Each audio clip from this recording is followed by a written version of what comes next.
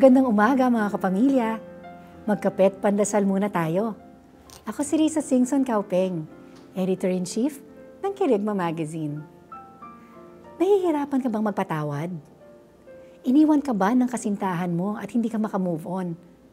Ito ang aking payo sa mga taong may ganitong pinagdadaanan. Kumuha ka ng mga maliliit na bato at pangalanan mo ang bawat isa ng kasalanang ginawa sa iyo ng isang tao.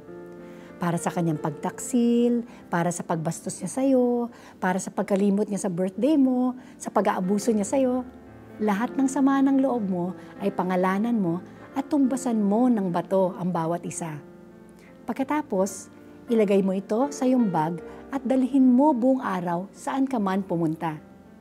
Pagdating ng gabi, isa-isa mong ilabas at pangalanang muli. Pagkalipas ng mga araw, maaaring mawala ang sama ng loob mo para sa ilan sa mga kasalanan sa iyo. Kung ganon, bawasan mo ang mga batong bitbit mo araw-araw. Gawin mo ito hanggang magsawa kang bitbitin ang mga bato at nawala na ang hapdi ng pagtaksil.